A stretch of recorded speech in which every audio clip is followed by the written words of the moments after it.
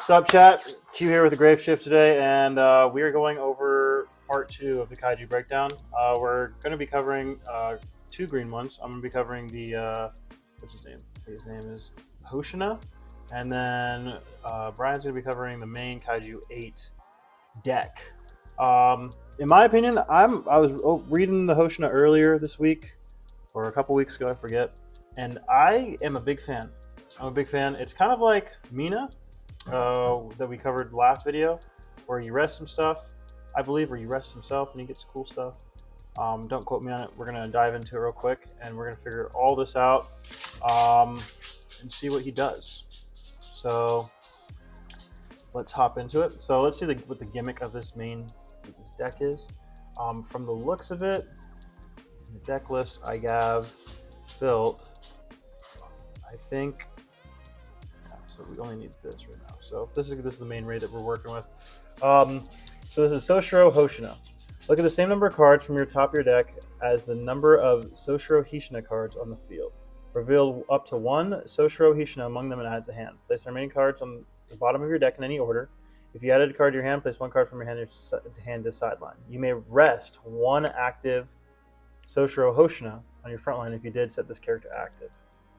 And that's not even the raid, that's just the color, which is kind of cool. So you get a search, and for every one of his cards on the field, you get to like look at that many. So let's say you have like 6 of them, you get to look at the top 6 cards and just add one to hand, put one to sideline, and I guarantee if this whole deck revolves around him, you're going to end up finding what you need if you're looking for something, and then you get to set him active by resting one.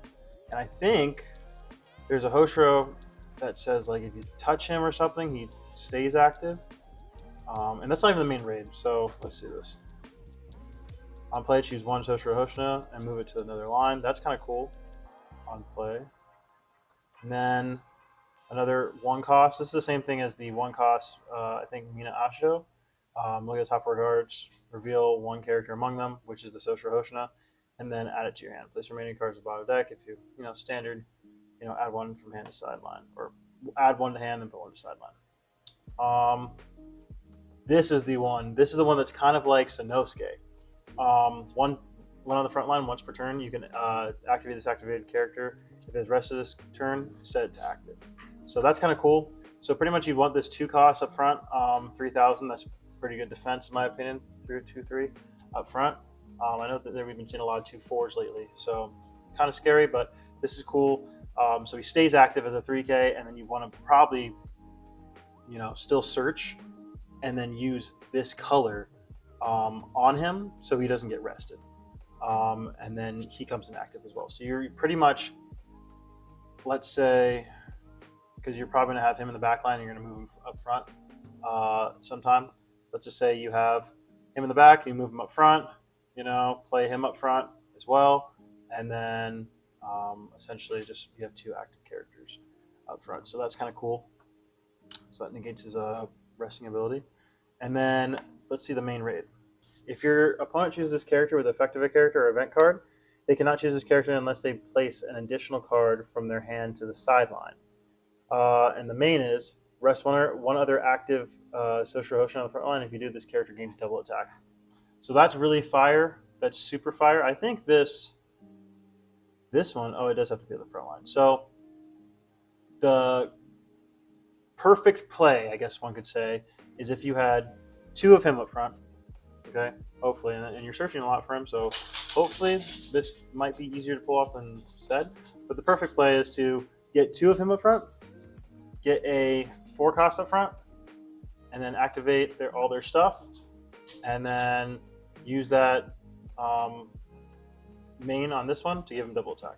So he's a 4K double attacker, so that's kind of cool, and you don't even have to have him play them all at once. You know what I mean? It'll just be pushing the 2 up and playing each one of those. Rating. You know what I mean? But essentially, this is only an on-play thing. So it's just a 4K that has a cool on-play. So that's kind of sick. That's pretty much the gimmick of that deck. I think what I'd run to support this, let me check this real quick.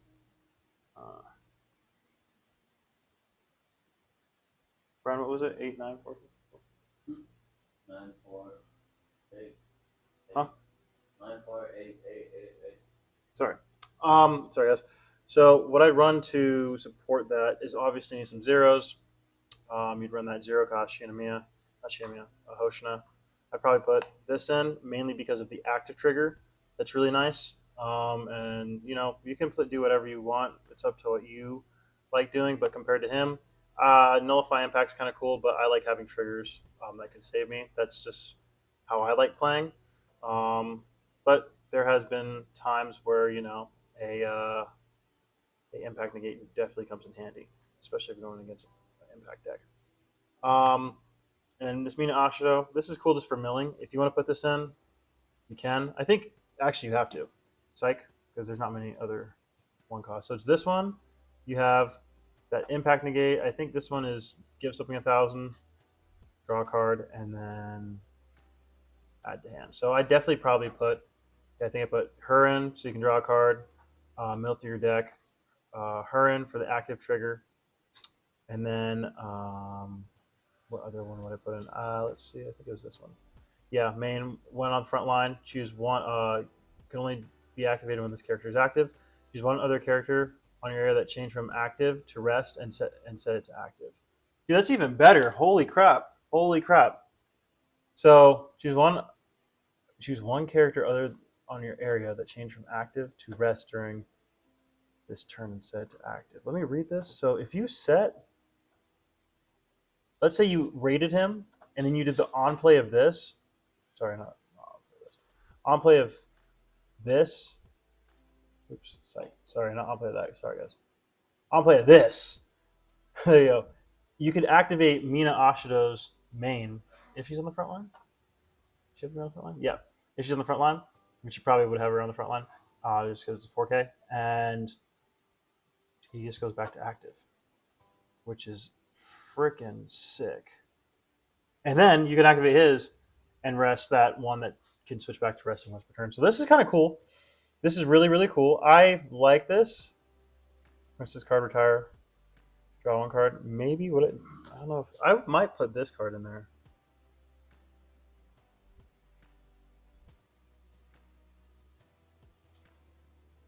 Maybe it depends on what you want to do, because I think the Kafka deck also does rest stuff. You get to draw something. Oh no, you have to sideline him at that turn. Psych, you got to sideline him. Don't know if I want to do that. Put him in. What's the other thing? That's one cost. Yeah, top 4, add to hand. Good search. Good little search. We already went over that. Move something forward on play. That's sick. On the front line. Yeah. Yeah.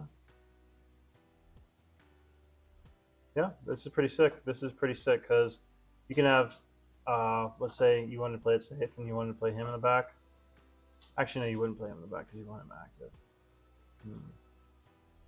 Oh, psych. I am totally floppy in the head. Let's say you probably have her in the back because you're waiting or something for, I guess, main. You don't even have to switch to resting. Let's just say hypothetically you had her in the back or something in the back that you want to push forward so you have a bigger front line. You play him. Oh, actually, only a Soshiro. That's crazy. I guess yeah, no, sorry. I did not read that correct. So I guess because you're going to play 0 first, then you're going to play a 1, right? Look at the top 4. That would be the ideal hand in the beginning, right? And then after you do that, you probably have this 2 cost. Probably rested in the back, or you can play it up front if you want to. But one of that, and then you play him to move something forward. Let's say this was already active your next turn or something because you had 3. Then on the 4th turn, push him forward, and then you would play him to have him affect that.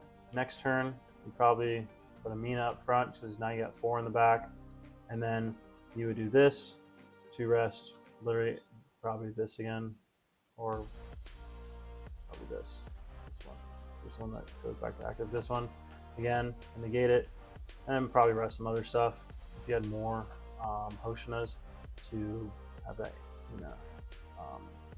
negate that. So that's cool. Anything with the specials? Let me see. I think there's a 2 cost here. This one. Choose one of your character, rest his card, it gains 1,000 BP, which is kind of sick because guess what? Guess what pairs perfectly with that? You have this Mina Asho. If on the front line, choose one of your character, switch it to resting. So you could technically tap this twice. You have it active and give something up to 2,000 BP instead of 1,000 if you have her, because she can set something to active if she's in the front line. So that's kind of sick. So I guess the play would be probably have her in the back, put this one to spam her forward, you know what I mean? Then activate her main after already activating her main to switch to resting, and then do it again. You know what I mean? And then you have a Hoshina that has 6k double attack. So that's kind of sick. Or you just have this 6k Hoshina. The more I read this deck, this seems fun. It seems like a fun deck. Nothing that's too dominating, but it's pretty just a fun deck to play. That's what it looks like. This is just Kafka Hero that I do on the Kafka deck. You see this? This looks like a Kafka thing. Yeah, another Kafka thing.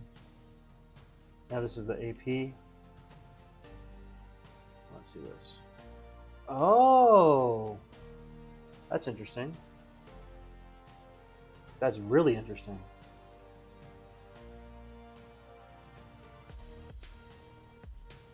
Okay, so Brian, check this. There's a card in here. Rest one character on your front line if you did draw 3 cards. And he is unaffected by a resting ability. He can be, this one, sorry. This one can be set back to active if it was rested once per turn. And then her, you can switch something back to active. If you rested something in her, when rested, give something 1,000. So you probably use Mina to do it again, give something 1,000. And then this one lets you rest something and draw 3 cards. So this is a cool green milling deck, and it's only 4 cost, which is kind of cool. So it's a fast rush green, it seems like. Let's see this. Choose one character. Yeah, this is clenched. What? Clenched teeth. I'm clenched. Clenched teeth. What's this one? Oh yeah. Where is the special for this deck though? Where is it at?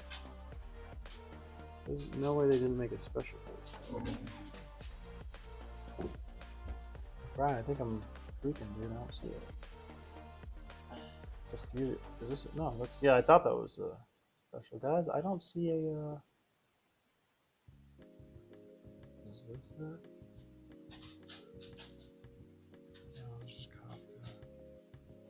Here it is. Okay. Dang. Choose one character on your opponent's front line with 3,000 BP or less and sideline it. For each Soshiro Hoshina on your area, increase the BP range by 1,000. So technically, if your whole front line is full, that's 8 plus 3. Dude, you can sideline a Saitama. You could sideline a Saitama if you have 7 characters that are Soshiro Hoshina on your field. That's sick. That is sick. Other than that, that's pretty much it, guys. That's the gimmick of the deck. So pretty much all it seems like is you're resting stuff. You have that double attacker, and you get to draw cards. That pretty much seems like the gimmick of the deck. Not as cool as the Mina deck where you get to rest stuff and then attack. This deck just seems like a fun deck, just a fun deck to fun around with, you know. So that's that. Thanks for watching.